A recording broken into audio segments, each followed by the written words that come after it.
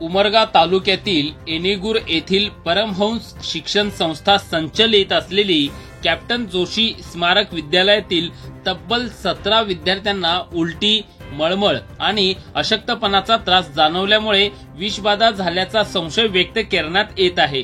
सदर विद्यार्थ्यांवर उमरगा येथील उपजिल्हा रुग्णालयात उपचार सुरू असून परिसरात या घटनेमुळे खळबळ उडाली आहे।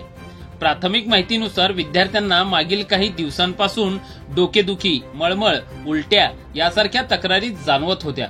मात्र शाळा प्रशासन व संस्थेच्या पदाधिकाऱ्यांनी याकडे दुर्लक्ष केल्यामुळे हा प्रकार गंभीर स्वरूपात उफाळून आल्याची चर्चा सध्या पालकांमध्ये सुरू आहे।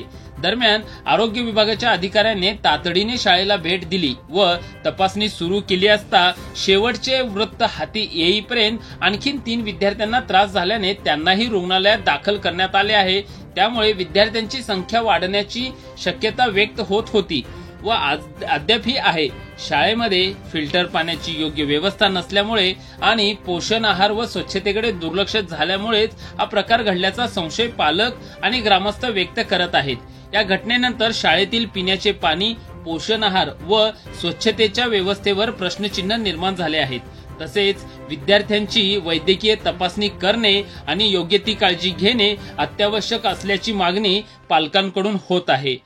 आम्ही मुरुमकर न्यूज पोर्टलला शेवटचे वृत्त हाती आले असता त्यामध्ये महत्वाची बातमी ही आली की एकूण 29 विद्यार्थ्यांची तपासणी करण्यात आली। त्यापैकी 4 विद्यार्थ्यांना विषबाधा सदृश्य परिस्थिती जाणवल्याने त्यांना उमरगा येथील उपजिल्हा रुग्णालयात दाखल करण्यात आले, तर इतर 13 विद्यार्थ्यांना प्राथमिक उपचार देऊन त्यांना एनेगूर येथील प्राथमिक उपचार केंद्रात ठेवण्यात आले आहे।